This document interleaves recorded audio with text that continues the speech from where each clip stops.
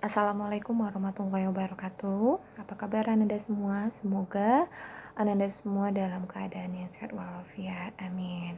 Oke, kembali lagi di pelajaran Pendidikan Pancasila dan Kewarganegaraan dengan Ibu, yaitu Ibu Tria Gusvianti SPD.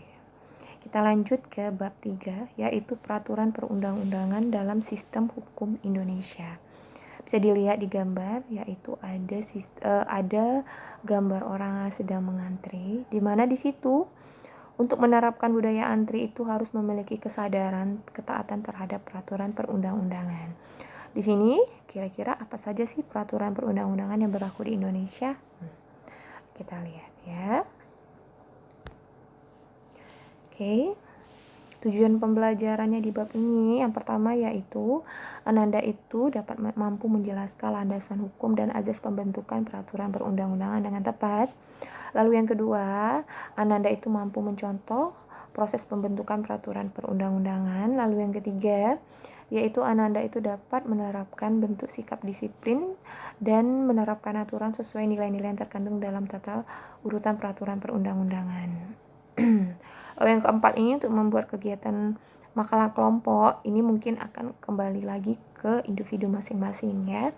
Lalu di bab ini kita akan mempelajari tentang 3 hal, yaitu yang pertama hakikat peraturan perundang-undangan, tata urutan peraturan perundang-undangan, yang ketiga perubahan dan pembentukan peraturan perundang-undangan di Indonesia. Untuk bab ini, untuk pertemuan kali ini hanya 2 poin saja, yaitu hakikat peraturan perundang-undangan dan tata urutan peraturan perundang-undangan nasional.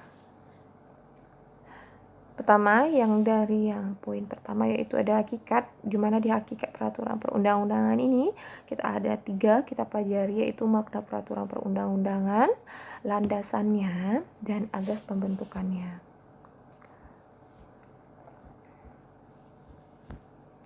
Oke, lanjut.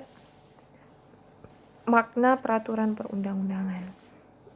Menurut Undang-Undang Nomor 12 Tahun 2011 tentang pembentukan peraturan perundang-undangan, yaitu peraturan perundang-undangan itu adalah peraturan tertulis yang memuat norma hukum yang mengikat secara umum dan dibentuk atau ditetapkan oleh lembaga negara atau pejabat yang berwenang melalui prosedur yang ditetapkan dalam peraturan perundang-undangan. Jadi untuk membentuk suatu peraturan itu ada prosedur yang masing-masing dan itu juga seperti dibentuk atau disahkan oleh pejabat yang berwenang. Oke. Selanjutnya ada landasan pembentukannya, itu ada 3 landasannya, yaitu cara yuridis, filosofis, dan sosiologis. Landasan pembentukan ini nanti bisa dibaca di buku, itu lebih jelasnya. Kalau yuridis itu bisa dilihat dari sejarah hukumnya, sedangkan filosofis itu bisa dari sejarah pembentukannya, dan sosiologis bisa bentuk sejarah dari bagaimana peraturan itu, apakah itu berdampak kepada masyarakat atau tidak. Oke.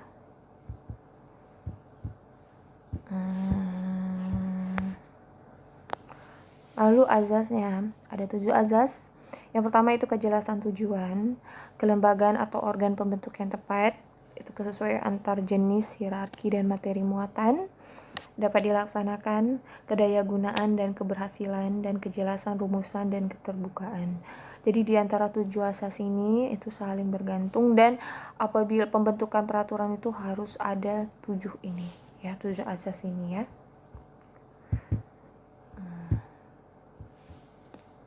Oke.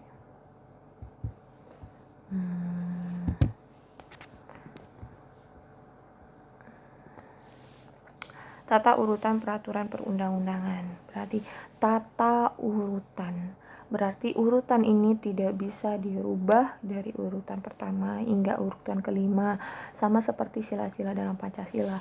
Lihat di sini, tata urutan itu berbentuk piramida, yang dimana piramida ini berarti dari ada hierarki. Hierarki itu berarti dia itu terbentuk dari yang paling awal sampai yang paling rendah. Yang pertama itu yang paling tinggi tata urutannya. itu ada Undang-Undang Dasar Negara Republik Indonesia tahun 1945. Terima kasih yang sudah menghafal pembukaan undang-undang ya, karena itu sangat berguna sekali, terutama dalam ujian. Biasa dalam ujian juga dikatakan seperti sebutkan alinea pertama atau kedua ya. Yang kedua itu ada ketetapan Majelis Permusyawaratan Rakyat. Kenapa? Karena MPR itu juga yang nomor 2 ya, karena dia salah satu tugas MPR kan ada seperti melantik presiden. Lalu yang ketiga ada undang-undang atau peraturan pemerintah pengganti undang-undang. Di sini antara undang-undang atau peraturan pemerintah pengganti undang-undang itu bisa disingkat dengan Perpu.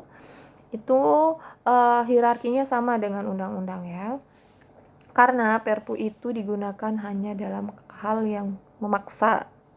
Lalu selanjutnya ada peraturan pemerintah, ada peraturan presiden, ada peraturan daerah provinsi, dan ada peraturan daerah kabupaten atau kota.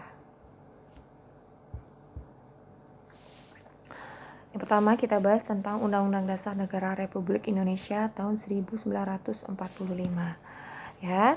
Berarti yang ini adalah materi bab 2. Kemarin kita sudah bahas. Bisa dilihat di bawah ini tentang Undang-Undang Dasar Negara Republik Indonesia tahun 1945 ini. Nih, di bawahnya ini. Apa saja yang termuat dalam undang-undang? Ini dia. Ada 5 komponen yang saling berhubungan. Yang pertama ada organisasi negara, ada hak asasi manusia, ada prosedur pengubahan undang-undang dasar, ada larangan mengubah sifat tertentu dari undang-undang, cita-cita rakyat, dan azas-azas ideologi negara. Lalu yang kedua ada ketetapan Majelis Permusyawaratan Rakyat, mana di sini menurut Jimli As-Siddiqi yaitu MPR ini hanya bersifat administratif dan tidak boleh lagi memuat norma-norma hukum yang bersifat mengatur. Karena dulu pada zaman Orde Baru MPR ini dia berhak untuk menunjuk siapa presiden Indonesia. Sedangkan sekarang itu presiden itu dipilih oleh rakyat seperti sesuai dengan moto kita demokrasi dari rakyat dan untuk rakyat. Makanya pemilihan presiden itu dilaksanakan 5 tahun sekali melalui pemilihan umum ya. Selanjutnya ada undang-undang. Ini adalah materi muatan yang harus diatur dalam di undang-undang. Ada pengaturan lebih lanjut, ada perintah suatu undang-undang untuk diatur dengan undang-undang. Lalu ada pengesahan perjanjian internasional, tindak lanjut atas putusan Mahkamah Konstitusi, dan pemenuhan kebutuhan hukum dalam masyarakat. Ini muatannya. Muatan itu berarti yang apa aja yang harus ada di dalam undang-undang ya.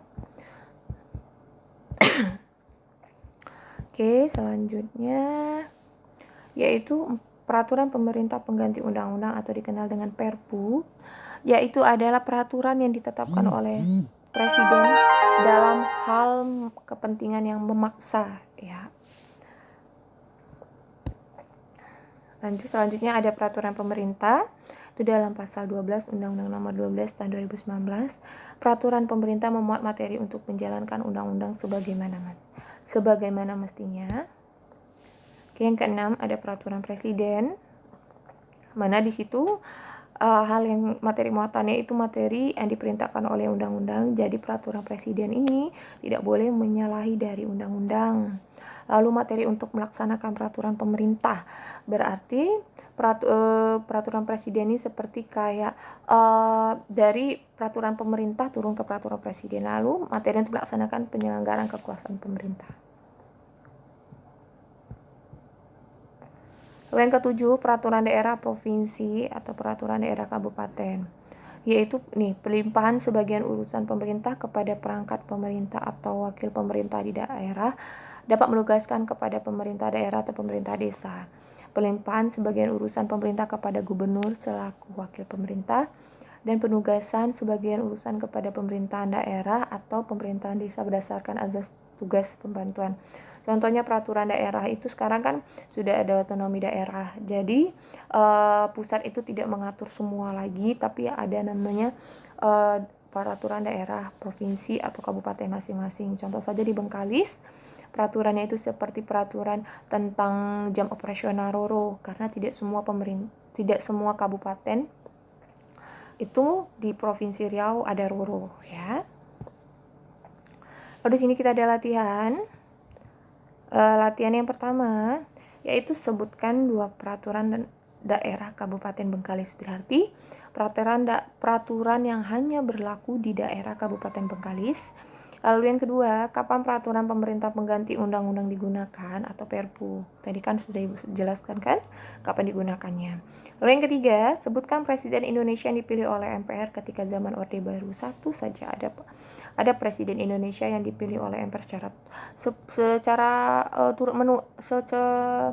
Presiden yang dipilih ini sepertinya lama berkuasa kayaknya. Yang keempat, sebutkan 2 undang-undang atau UU yang sangat berpengaruh terhadap Ananda. Contoh seperti kayak Undang-Undang ITE ya, yaitu pembantasan Undang-Undang ITE itu gimana kita bijak dalam bermedia sosial. Ananda kan pasti sudah besar, sudah bisa bermedia sosial, harus bijak, tidak boleh asal komen. Contohnya temannya memposting foto seperti ini, langsung komen. Komennya ganteng sekali Kak, tapi kamu seperti ini, tidak boleh ya, karena itu merupakan perbuatan yang tidak menyenangkan. Untuk latihan tugas ini dikumpul di Google Classroom, di bagian tugas kelas, di kelas masing-masing, tidak di WA pribadi Ibu ya. Terus bagi yang belum mengumpulkan tugas, silakan dicek Google Classroom-nya. Tugas mana kamu yang belum? Jangan lagi bertanya sama ibu, Bu, tugas saya yang mana yang belum? Bisa kirim tugas.